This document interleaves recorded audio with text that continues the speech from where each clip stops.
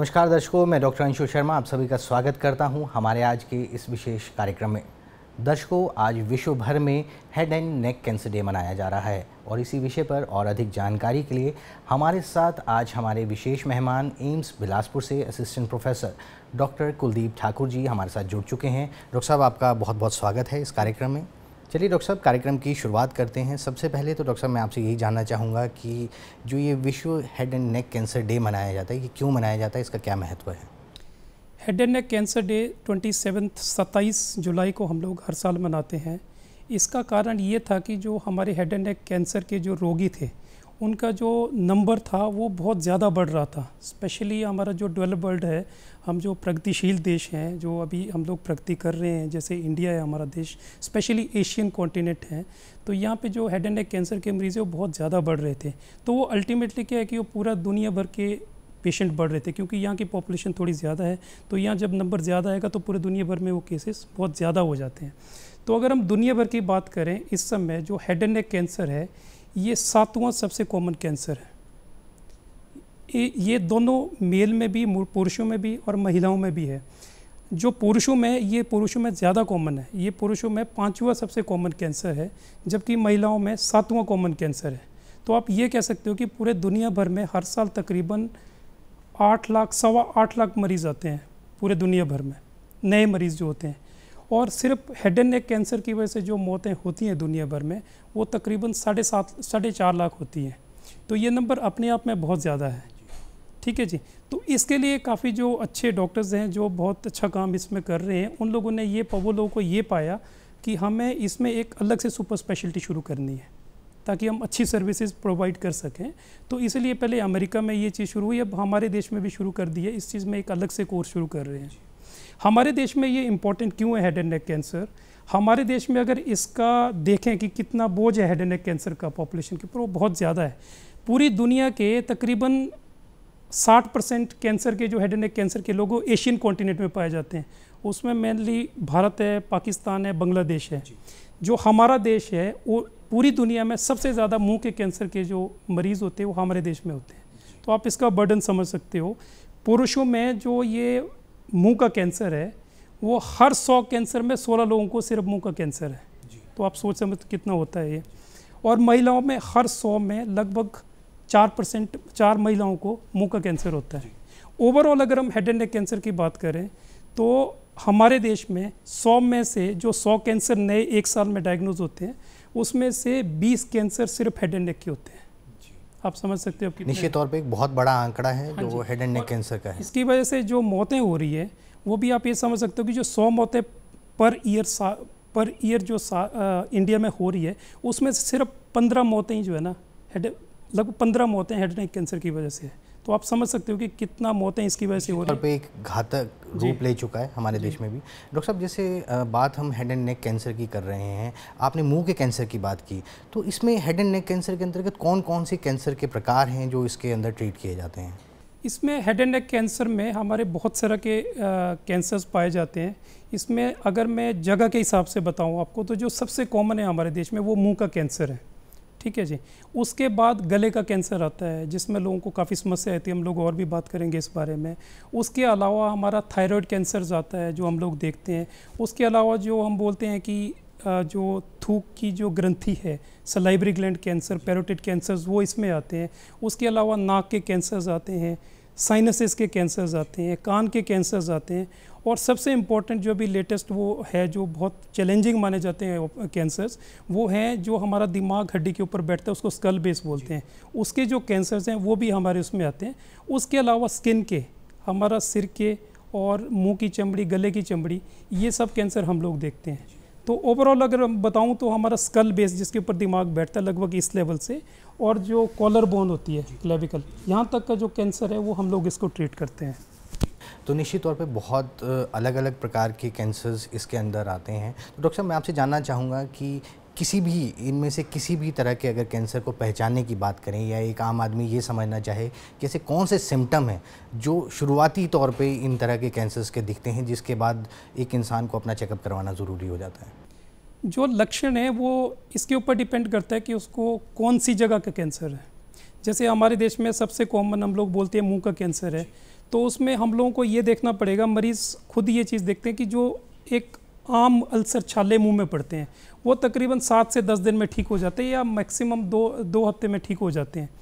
जो मुंह के कैंसर होते हैं वो भी छाले का ही रूप लेता है, पर वो छाला ठीक नहीं होता है। जैसे 2 हफ्ते से ज़्यादा अगर छाला हो गया और वो कम होने के बजाय साइज़ में बढ़ रहा है, तो दैट मीन्स उनको जो है ना बहुत इस जो विशेषज्ञ हैं इसके, चाहे हम हो चाहे किसी दूसरे हॉस्पिटल में हो, उनको दिखा लेना चाहिए ताकि वो फर्दर देख सकते हैं कि ये सस्पिशियस है, ये कुछ इसमें हमें शक लग रहा है कैंसर का है कि नहीं है।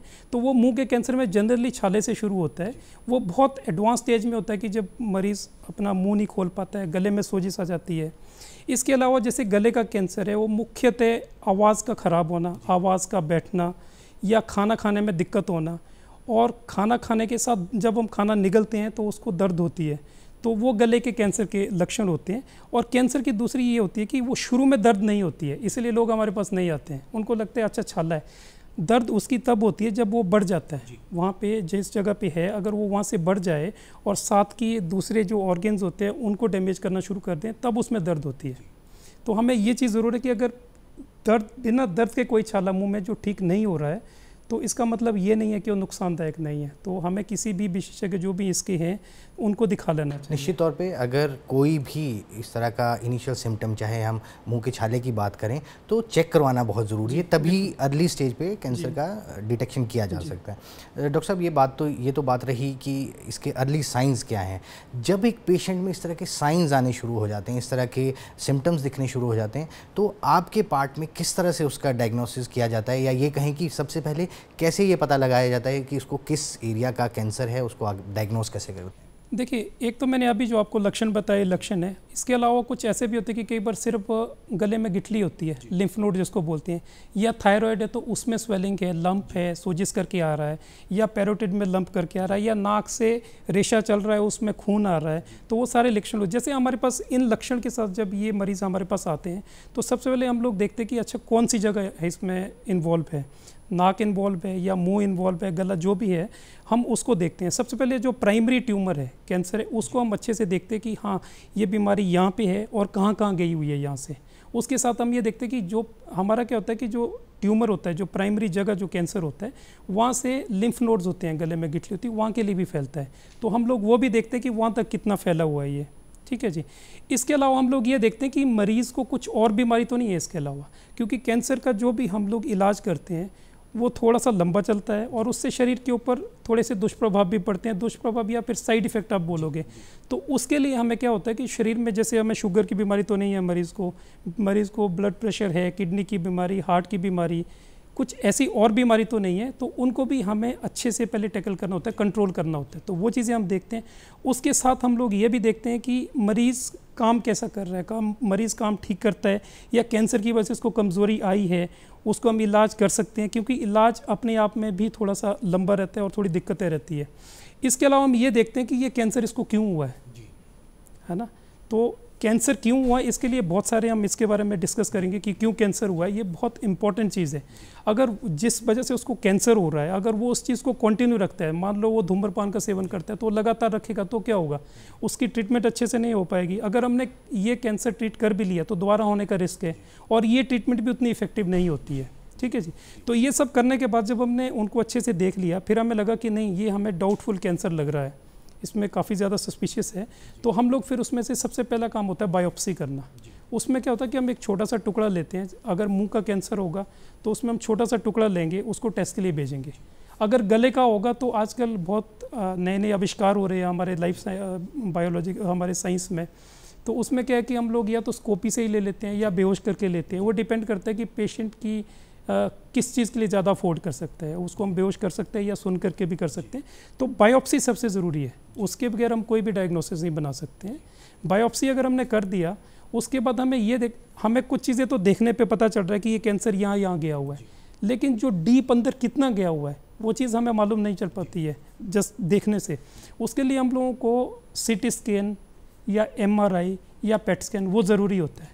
उसका जो फ़ायदा होता है वो ये होता है कि तो हमें लोकल पता चल जाता है कि यहाँ पे बीमारी कितनी गई है, जिस साइट को इन्वॉल्व कर रहा है कैंसर। उसके अलावा गले में जो लिम्फ नोड्स है वो कितने ज़्यादा गए हुए हैं वो इम्पॉर्टेंट है।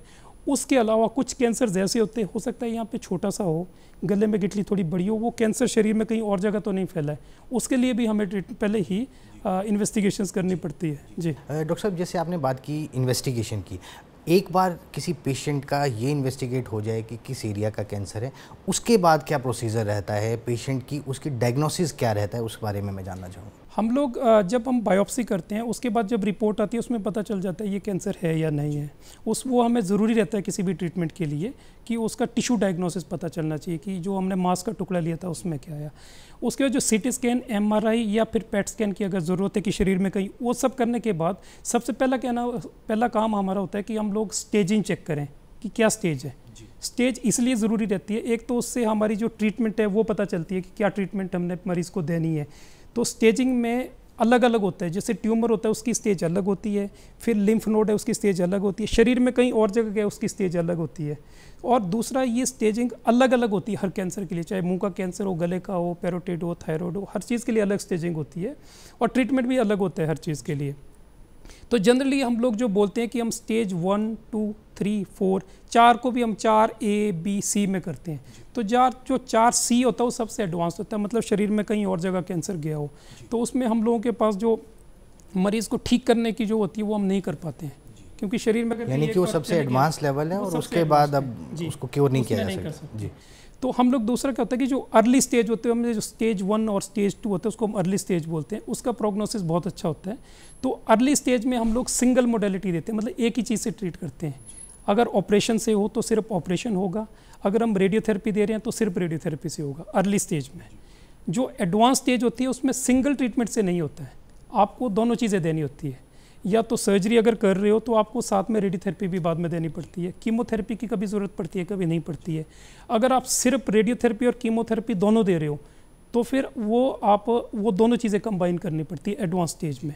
और दूसरा, ये जो थेरेपी होती है या फिर जो सर्जरी होती है ये भी हर कैंसर के लिए अलग होती है। सब कैंसर्स में रेडियोथेरेपी, कीमोथेरेपी काम नहीं करती है, या सब कैंसर में हम लोग ऑपरेशन नहीं करते हैं। वो डिपेंड करता है कि किस तरह का कैंसर है और कौन सी जगह को कैंसर इन्वॉल्व कर रहा है। जी डॉक्टर साहब, जैसे हमने बात की स्टेजेस अलग अलग होते हैं, ये ज़रूर हमारे दर्शकों के मन में भी ये प्रश्न होगा कि कौन से स्टेज तक जिसमें कि ये कहा जा सकता है कि आसानी से पेशेंट को बचाया जा सकता है, या ये कहें कि ऐसी कौन सी स्टेज है जिसके बाद पेशेंट को बचाना बहुत मुश्किल हो जाता है, उसको सिर्फ उसकी लाइफ को थोड़ा सा लंबा किया जा सकता है मगर डिजीज़ को क्योर नहीं करना, वो स्टेजेस में जरूर जाना चाहूँगा। सर, जो स्टेज 1 और स्टेज 2 है ना, ये इसको हम बोलते हैं कि बहुत अर्ली कैंसर है। उसमें जो प्रोग्नोसिस है वो बहुत अच्छा है। अगर मैं रफली बोलूँ तो 5 साल उनकी जीने की प्रोबेबिलिटी जो है ना, कुछ कैंसर में 90 से 95% भी होती है। जो थायराइड कैंसर है उसमें लगभग 100% होती है। जो स्टेज 3, स्टेज 4 है, 4A तक, उनकी जो अगर हम उनको टाइम पे अच्छा इलाज, उनके लिए जो भी उपयुक्त इलाज है उनका, अगर हम वो उनको प्रोवाइड कर सकते हैं तो उनको ठीक होने की प्रोबेबिलिटी बहुत अच्छी होती है। आप ये कह सकते हो कि 5 साल में उनकी जीने की जो प्रोबेबिलिटी है वो तकरीबन 50% है। 5 साल में 50% लोग ज़िंदा रहते हैं। जो स्टेज 4B है उसमें थोड़ा सा आपको ये देखना पड़ता है कि अच्छा जनरली पेशेंट का परफॉर्मेंस कैसा है, मरीज़ अच्छा है, देखने में सेहतमंद है, या कुछ और बीमारियां तो नहीं है। अगर कोई और बीमारियां हैं तो हमने अच्छे से उनको मैनेज किया है कि नहीं किया इलाज के लिए, तो उसमें ये रहता है कि हम लोग उनको क्यूरेटिव इंटेंट से भी कर सकते हैं, मतलब ठीक करने के इरादे से भी उनको ले सकते हैं। या फिर जैसे स्टेज 4C होता है उसमें हम लोग क्यूरेटिव इंटेंट कभी नहीं लेते हैं। बहुत कम कैंसर है जिसमें हम, अगर शरीर में कहीं और जगह कैंसर गया है उसमें क्यूरेटिव इंटेंट से जाते हैं। उसमें एक नेजोफ्रेंजियल कैंसर है सिर्फ, हालांकि यही एक कैंसर है जिसमें हम क्यूरेटिव से जाते हैं। अदरवाइज जो स्टेज 4B है उसमें हम स्टेज 4C है उसमें हम लोग सिर्फ पैलिएटिव के हिसाब से जाते हैं। पैलिएटिव का मतलब है कि हम उनका जो सर्वाइवल है, जो जीना है, वो हम ठीक नहीं कर सकते हैं। हम ये चाहते हैं कि जितना टाइम तक मरीज़ जिए उनकी जो ज़िंदगी हो वो बहुत अच्छी रहे हो, उसको हम लोग बोलते हैं बेस्ट सपोर्टिव केयर, वो देते हैं। अगर पेशेंट थोड़ा सा अच्छा है फिज़िकली तो फिर हम उनको पैलिएटिव कीमोथेरेपी देते हैं, या कई बार पैलिएटिव रेडियोथेरेपी प्लस कीमोथेरेपी दोनों देते हैं, ताकि थोड़े, जब तक आदमी ने ज़िंदा रहना है तब तक हम थोड़ा सा उनके कैंसर को कंट्रोल रखें, पर उनका हम ज़िंदगी बढ़ा नहीं सकते हैं आगे। डॉक्टर साहब, ये तो बात आई उसका ट्रीटमेंट करने की। ऐसे कौन से कारण हैं रोज़मर्रा की हमारी ज़िंदगी में या हमारे आसपास के वातावरण में, ऐसे कौन से कारण हैं जिसकी वजह से ये specifically head and neck cancer जो है आजकल इतना फैल रहा है, या हमारे एशिया में कहें या हमारे इंडिया प्रदेश की बात करें, ऐसे कौन से वो कारण हैं, उनके बारे में ज़रूर चाहूँगा कि हमारे दर्शकों को बताएं कि इन कारणों से हम बच के रहें। देखिए, अगर हम ओरल कैंसर के ऊपर फोकस करें तो ओरल कैंसर जो दुनिया के लगभग 60% ओरल कैंसर्स हैं वो सिर्फ हमारे एशियन कॉन्टिनेंट में मिलते हैं। यहाँ पे भी 3 कंट्रीज़ हैं, हमारा देश है, पाकिस्तान है और बांग्लादेश है, जहाँ पे सबसे ज़्यादा कैंसर के मरीज़ हैं। और दूसरा, अगर आप डेटा पुराना हमारा डेटा देखोगे तो उसमें इंडिया में सबसे ज़्यादा ओरल कैंसर के मरीज़ हैं। इसका कारण क्या है? और जबकि हम अमेरिका वगैरह में जाएँ तो ओरल कैंसर वहाँ पर नहीं है, वहाँ पर लंग कैंसर वगैरह ज़्यादा है। उसका कारण ये है कि हमारे देश में जो तंबाकू का सेवन करते हैं उसमें तंबाकू 2 तरह का होता है। एक होता है स्मोकिंग, जो करते हैं, बीड़ी का सेवन करते हैं या सिगरेट स्मोकिंग करते हैं, ये एक रूप है इसका। तो वेस्टर्न में ये चीज़ ज़्यादा है, जो बीड़ी और सिगरेट पर ज़्यादा, इसलिए उनको लंग कैंसर होने का ज़्यादा खतरा रहता है। उनसे हेड एंड नेक कैंसर्स भी होते हैं, ऐसा नहीं है कि उससे नहीं होता, उससे भी होता है, लेकिन लंग कैंसर की प्रोबेबिलिटी ज़्यादा होती है। लेकिन हमारे देश में क्या है कि जो स्मोकलेस टोबैको होता है, जो तंबाकू जो चबाते हैं लोग, मुंह में रखते हैं, जैसे गुटखा है, खैनी है, जर्दा है, पान मसाला है, ये चीज़ सुपारी है, ये चीज़ हमारे देश में बहुत ज़्यादा है। इस वजह से ये एक सबसे कॉमन कारण है जिसकी वजह से हमारे देश में ओरल कैंसर बहुत ज़्यादा है। ठीक है। इसके अलावा आप जैसे अल्कोहल, शराब का सेवन करते हैं, वो भी इसके लिए बहुत हानिकारक है। कुछ लोग क्या होते हैं कि वो शराब प्लस तंबाकू दोनों को मिक्स करते हैं, उसका जो नुकसान है वो बहुत ज़्यादा हो जाता है। क्यों? क्योंकि जो शराब होता है वो जो तंबाकू के अंदर जो जिससे कैंसर होता है, ऐसे तत्व होते हैं, उनको बहुत जल्दी बॉडी में पहुंचा देता है। ये बहुत बड़ी आफत है एक। तो हमारे यहाँ ये कुछ लोग शराब और ये सिगरेट दोनों एक साथ करते हैं, शराब या तंबाकू दोनों एक साथ कंज्यूम करते हैं। ये चीज़ें अच्छी नहीं है। यही एक कारण है कि हमारे देश में जो ये मुँह का कैंसर है बहुत ज़्यादा बढ़ रहा है। डॉक्टर साहब, ये तो बात हुई मुंह के कैंसर की, जैसे बाकी के कैंसर्स भी आपने बताए, गले की आवाज़ के साथ जो हमारे लिंक्ड कैंसर रहते हैं, क्या इनके भी यही कारण हैं जो हमारे नशे की प्रवृत्तियां हैं, या कोई एनवायरनमेंट में भी इस तरह के फैक्टर्स रहते हैं, या हमारा खान पान कुछ और इस तरह का रहता है जिनकी वजह से ये होता है? देखिए, हमारे पास जो 90 से 95% जो हेड एंड नेक कैंसर्स आते हैं, कैंसर के मरीज़ आते हैं, उनमें या तो वो तंबाकू चबाता है, या फिर वो शराब पीता है, या बीड़ी पीता है। यही मुख्यतः कारण, 90 से 95% कारण यही है। वो चाहे आपका मुंह का कैंसर हो, चाहे वो गले का कैंसर हो, ओरोफेरिंक्स का कैंसर हो, यही कारण रहता है। सिर्फ 5% लोग ऐसे होते हैं जिनमें कोई एडिक्शन नहीं होती है, ना वो तंबाकू का सेवन करते हैं, ना वो शराब पीते हैं। उनमें दूसरे कारण होते हैं, जैसे बहुत तीखे दांत हैं। जैसे महिलाओं में अगर देखेंगे तो ये बहुत कॉमन सिनेरियो है कि उनके जो तीखे दांत हैं वो जीभ में लगते थे और उसके बाद कैंसर बन गया। तो ये बहुत कॉमन कारण है। इसके अलावा ये रहता है कि अगर हमें लगा कि कोई भी एडिक्शन नहीं है इन मरीज़ों में, तो उसमें जेनेटिक फैक्टर बड़ा इंपॉर्टेंट होता है हमारा, कि जेनेटिक कैसा है हमारा।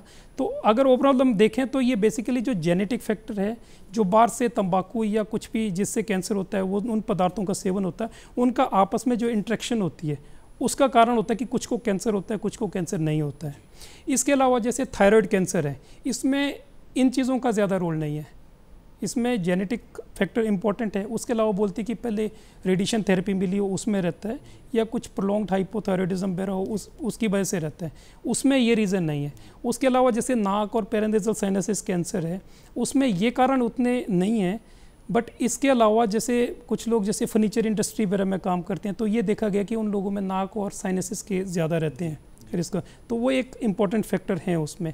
अभी रिसेंटली जो वेस्टर्न कंट्रीज़ है, जैसे अमेरिका है या यूरोप है, वहाँ पे ये देखा गया कि कुछ वायरसेस हैं जो कैंसर के लिए बहुत इंपॉर्टेंट हो गए हैं। जैसे हमारा ओरोफेरिंजियल कैंसर है, उसमें जैसे टॉन्सिल का कैंसर है, जीभ के पिछले हिस्से का कैंसर है, तो वहाँ पे ये देखा गया कि जो ओरोफेरिंजियल टॉन्सिल या जीभ के पीछे के जो कैंसर होते हैं, जो जीभ का पिछला हिस्सा होता है, 45 से लेकर 70% लोगों में सिर्फ वायरस होता है, जिसको हम HPV वायरस बोलते हैं। यानी कि वो वायरस है, कैंसर का प्रकार नहीं। वो वायरस है, वो वायरस कैंसर के लिए जिम्मेदार है। तो वो जो कंट्रीज़ है अमेरिका वगैरह में, वहाँ पे लगभग 45 से 70% ओरोफेरिंजियल कैंसर के लिए वायरस है जिम्मेदार। हमारे देश में थोड़ा कम है, 15 से 20%, इससे ज़्यादा नहीं है। और कुछ और वायरस है, जैसे नेजोफेरिंजियल कार्सिनोमा है, वहाँ पे एक एपिस्टीन बार वायरस होता है, तो वो वायरस उस कैंसर के लिए देखा गया कि बहुत कॉमन है। पर इन वायरस, ये जो कैंसर्स हैं, जिनमें ये वायरस पाया गया है, या दूसरे यही कैंसर जिसमें वायरस नहीं मिला है, तो जिनमें वायरस मिला है वो अच्छे से रिस्पॉन्ड करते हैं ट्रीटमेंट को, बजाय कि जो एडिक्शन वाले हैं, जो बीड़ी सिगरेट और उसको करते हैं, उनका वो ट्रीटमेंट थेरेपी को उतना अच्छा रिस्पॉन्ड निश्चित तौर पे कहा जा सकता है कि जो एडिक्शंस हैं, जो हमारी बुरी आदतें हैं, उनकी वजह से अगर कैंसर हो रहा है तो उसको इतना क्यूरेबल नहीं है, उसका जो रिस्पॉन्स है थेरेपी को उतना अच्छा नहीं है। जी डॉक्टर साहब, एक बहुत बार ये सुनने में आता है कि कैंसर पेशेंट को रेडियोथेरेपी या ये कहें कि कीमोथेरेपी भी बहुत बार यूज़ की जाती है, जिसके बहुत से साइड इफ़ेक्ट्स रहते हैं। क्या ये साइड इफ़ेक्ट्स सभी में होते हैं? अगर होते हैं तो इन्हें कैसे प्रिवेंट किया जा सकता है, या कैसे उनसे मतलब आदमी अपने आप को बचा सकता है? देखिए, जो रेडियोथेरेपी और कीमोथेरेपी के जो टॉक्सिसिटी है या जो साइड इफ़ेक्ट है, ये सब में होते हैं। फ़र्क ये है कि किस में मिनिमाइज हम कम कैसे कर सकते हैं इस चीज़ को, ये इंपॉर्टेंट है। जो कीमोथेरेपी के हैं वहाँ पे जो आजकल जो डोजेस देते हैं वो लोग वेट के हिसाब से और सरफेस एरिया के हिसाब से देते हैं, तो शुरू में इस हिसाब से नहीं देते थे तो टॉक्सिसिटी ज़्यादा होती थी। लेकिन अभी जब से ये सरफेस एरिया से कैलकुलेशन कर रहे हैं, बॉडी सरफेस एरिया से, तब से टॉक्सिसिटी रिलेटिवली कम हो गई है। जो रेडियोथेरेपी के साइड इफ़ेक्ट है, इसमें बहुत बड़ा योगदान रहता है कि कौन सी मशीन से रेडियोथेरेपी दे रहे हैं। जैसे शुरू में कोबाल्ट मशीन से देते थे, तो वो बहुत पुरानी मशीन है। उसमें क्या है कि हम लोग ना कॉन्फॉर्मल रेडियोथेरेपी नहीं देती कि जितना ये कैंसर है यहाँ पे हमने 66 से 70 ग्रेज देना है, फिर इसके बाद यहाँ पे है जहाँ पे कैंसर अभी नहीं है लेकिन वहाँ पे कैंसर होने की प्रोबेबिलिटी हो सकती है, हमें दिख नहीं रहा है, तो वहाँ पे क्या कि वो थोड़ा कम देते, 54 से 60, 54 से 60 के करीब देते हैं। फिर तीसरा एरिया आ गया, वहाँ पे बिल्कुल नहीं है तो कुछ लोग वहाँ देते हैं, या वो कुछ लोग बहुत कम देते हैं, 44 ग्रेज दो। तो जो नई आजकल थेरेपी जो मशीन्स है, जैसे लीनियर एक्सेलेटर है, वीमेट है, तो उसमें ये सब चीज़ें पॉसिबल है। लेकिन जो कोबाल्ट जो पुराने ज़माने की थेरेपी थी उसमें ये पॉसिबल नहीं होता। उसमें क्या होता था कि 66 से 70 डोज पूरा इतने में देते थे, तो उससे क्या हो कि पूरा जो स्किन होती है वो जल जाती थी, रेडिएशन इंड्यूस टॉक्सिसिटी होती थी। आजकल वो चीज़ें नहीं है, इसलिए मतलब कहा जा सकता है कि एडवांसमेंट के साथ साथ इसके साइड इफ़ेक्ट्स भी कम हो रहे हैं। जी डॉक्टर साहब, एक जो प्रश्न इसमें और बैठता है कि जो कैंसर पेशेंट्स हैं, जिसको कैंसर हो चुका है या वो किसी भी स्टेज का कैंसर है, वो किस तरह से अपने आप को, या ये कहें कि अपनी लाइफ को आगे बढ़ाने के लिए, ट्रीटमेंट तो वो करवा ही रहा है, उसके साथ उसकी ऐसी डेली कौन सी प्रैक्टिसेस रह सकती हैं जिससे वो अपनी लाइफ को प्रोलॉन्ग कर सके या इसके साइड इफ़ेक्ट से बच सके? देखिए, जैसे अगर हमने सपोज एक है कि हमने कैंसर का ट्रीटमेंट नहीं लिया, ठीक है, तो कैंसर शरीर में है, तो एक्चुअली होता है क्या कि जो भी हम खा रहे हैं वो सारा खाना हमारे शरीर में नहीं लग रहा है, वो सारा खाना डायरेक्टली कैंसर को जा रहा है। उसके अलावा क्योंकि कैंसर का जो रिक्वायरमेंट है वो बहुत ज़्यादा होती है, जो हम खाना खा रहे हैं जो पहले पूरी बॉडी के लिए काफ़ी होता था, अब वो सिर्फ कैंसर खा रहा है उसको पूरा। उसके अलावा क्योंकि उसकी रिक्वायरमेंट कम नहीं हो रही है, वो शरीर में जो फैट है, जो प्रोटीन्स हैं, जो कार्बोहाइड्रेट रिजर्व्स हमारे फैट में, हमारे लिवर में है, वो सारा भी उसके साथ वो ले रहा है। तो आपने देखा होगा कि जो मरीज़ जिसमें हम बोलते हैं कि ये कैंसर अब क्यूरेबल नहीं है, वो धीरे धीरे करके बहुत पतला होता है, उसका फैट ख़त्म हो जाता है, उसका मसल मास ख़त्म हो जाता है, इवेंचुअली थोड़ी बोन्स रह जाती है और उसके बाद उनकी मृत्यु हो जाती है। ये उसमें है। दूसरा होता है कि जिन पेशेंट को हमने ट्रीट कर लिया, जैसे हमने ऑपरेशन किया है तो कैंसर तो है नहीं, उसके बाद मरीज़ क्या है कि दोबारा से अपना उसका शरीर नॉर्मली बढ़ना शुरू करता है। पहले जो थोड़ा कैंसर की वजह से वो खा नहीं पा रहा था या कैंसर की वजह से सारा न्यूट्रिशन कैंसर को जा रहा था, उसको नहीं जा रहा था, तो अपने आप मरीज़ बोलता है कि नहीं मुझे फ़र्क पड़ रहा है, मेरा वज़न बढ़ रहा है। लेकिन अगर वो पेशेंट के अंदर कैंसर दोबारा बनता है तो उसमें फिर वही सिम्टम्स दोबारा आने शुरू हो जाएंगे, उसको बहुत पेन शुरू हो जाएगी धीरे धीरे करके, और वो वज़न वैसे कम होना शुरू हो जाएगा। तो कैंसर की ये बड़ी खूबी है कि अगर ये कैंसर सेल यहाँ है, अगर यहाँ से ये निकल के कहीं दूसरी जगह जाता है शरीर में, तो वहाँ पे अपने आप को उस जगह रोक लेता है और वहीं पे बनना शुरू हो जाता है। तो ये कैंसर बायोलॉजी है, बहुत लंबा टॉपिक है, इसके ऊपर हम कभी बहुत डिटेल में बात कर सकते हैं। तो जी डॉक्टर साहब, एक चीज़ जो प्रदेश की जनता भी ज़रूर इस प्रोग्राम्स के माध्यम से जानना चाहेगी कि हमारे इस संस्थान में, एम्स बिलासपुर में, किस किस तरह के कैंसर का जो हेड एंड नेक कैंसर से रिलेटेड है, कौन कौन से कैंसर का यहाँ पे पूर्ण इलाज आप लोगों के पास उपलब्ध है? अभी जो जैसे मैंने आपको पहले बताया कि मुंह के कैंसर है, मुंह के कैंसर जनरली हम लोग पहले ऑपरेशन करते हैं, ऑपरेशन के बाद अगर ज़रूरत हो तो हमें उसको रेडियोथेरेपी या कीमोथेरेपी देनी पड़ती है। वैसे जैसे थ्रोट का कैंसर है, अगर अर्ली स्टेज में, बहुत अर्ली स्टेज में, जैसे सिर्फ बोलने की नस के ऊपर है, तो वो ऑपरेशन से हो जाता है, ठीक। अगर इन केस वो थोड़ा एडवांस्ड हो गया तो उसमें कीमोथेरेपी, रेडियोथेरेपी की ज़रूरत पड़ती है। अगर स्टेज 4 हो गया तो सिर्फ उसका ऑपरेशन ही करना पड़ता है। तो जो भी ऑपरेशन की कैंसर जिसमें ऑपरेशन की ज़रूरत है तो वो हम यहाँ पे सारे कर रहे हैं। जैसे मुंह के कैंसर का है वो हम सारा ऑपरेट कर रहे हैं। एडवांस लरेंजल कैंसर जिसमें हमें ये साउंड बॉक्स ही निकालना पड़ता है वो ऑपरेशन हम यहाँ कर चुके हैं। इसके अलावा जैसे थायराइड कैंसर है वो हम कर रहे हैं यहाँ पे, पैरोटिड कैंसर है वो हम कर रहे हैं यहाँ पे, कान के कैंसर है वो कर रहे हैं। जिसमें भी हमें ऑपरेशन की ज़रूरत होती है वो सारे कैंसर हम यहाँ पे कर रहे हैं। अभी हमारे पास जो रेडियोथेरेपी की जो मशीन्स है, जो लिनेक है, वो अभी अवेलेबल नहीं है। उसका अभी जो इंस्टॉलेशन का जो प्रोसेस है वो चल पड़ा है और हमें उम्मीद है कि मोस्ट प्रोबेबली जनवरी में हम लोग उसकी सेवाएँ यहाँ पर शुरू करेंगे। तो निश्चित तौर पे आने वाले समय में, जल्द ही आने वाले समय में लगभग हेड एंड नेक कैंसर के लगभग हर प्रकार का ट्रीटमेंट इस संस्थान में उपलब्ध होगा। जो रेडियोथेरेपी है वो हम लोग शुरू कर देंगे मोस्ट प्रोबेबली जनवरी या फरवरी में। जो कीमोथेरेपी और मेडिकल ऑन्कोलॉजी वाला है वो डिपार्टमेंट हमारे पास बहुत अच्छा एस्टेब्लिश हो चुका है और उसकी सेवाएं सब लोगों को, सब मरीजों को मिल रही है। डॉक्टर साहब, एक चीज़ और जो कैंसर ट्रीटमेंट में सामने आती है वो ये कि इसका इलाज बहुत महंगा माना जाता है। तो जो लोग इसको अफोर्ड नहीं कर सकते या ये कहें जो गरीब तबके के लोग हैं वो इस संस्थान से अपना इलाज किस प्रकार से करा सकते हैं, या कोई फाइनेंशियल असिस्टेंस है या कोई दूसरी स्कीम्स यहाँ पे जो चल रही हैं, क्या वो सभी यहाँ मान्य हैं? जी देखिए, जो कैंसर का जहाँ तक ऑपरेशन की बात है, जो कैंसर की सर्जरीज होती है हम लोग यहाँ पे सब कर रहे हैं। जो कुछ मरीज़ ऐसे होते हैं जिनके पास हिम केयर कार्ड होता है या जिसके पास स्वास्थ्य कार्ड होता है, वो सब कार्ड की सेवाएं हमारे पास यहाँ पे हैं, अवेलेबल हैं और उनको मुफ्त इलाज दिया जा रहा है। इसके अलावा जिनके पास ये कार्ड्स नहीं है उनको यहाँ पे बहुत मिनिमम चार्जेस, जैसे ऑपरेशन की फ़ीस बहुत मिनिमम है, बहुत ही कम चार्जेस हैं, या कुछ इंस्ट्रूमेंट्स कुछ हम अंदर से भी सप्लाई कर रहे हैं, कुछ वो बाहर से खरीदते हैं। तो ओवरऑल अगर ये देखा जाए तो Ayushman card, him care card, उनको सारी सर्विसेज मुफ्त दी जा रही है। उसके अलावा दूसरे मरीजों के लिए भी बहुत सब्सिडाइज्ड रेट में हम लोग यहाँ पे सर्विसेज प्रोवाइड कर रहे हैं। तो निश्चित तौर पे ये कह सकते हैं कि यहाँ का इलाज महंगा नहीं है, यहाँ पे एक अच्छे इलाज की सुविधा उपलब्ध है। तो दर्शकों, हमारे पास समय का अभाव है। सर, आपने बहुत सी जानकारी आज हेड एंड नेक कैंसर के बारे में दी। हमारे दर्शकों को बहुत सी जानकारी से मिली होगी, उन्हें लाभ हुआ होगा। तो सर, आप हमारे इस कार्यक्रम में आए, आपका बहुत बहुत धन्यवाद। ये जानकारी देने के लिए धन्यवाद। तो दर्शकों, फिलहाल के लिए इस कार्यक्रम में इतना ही। अगली बार एक नए टॉपिक के साथ फिर मिलेंगे, तब तक के लिए नमस्कार।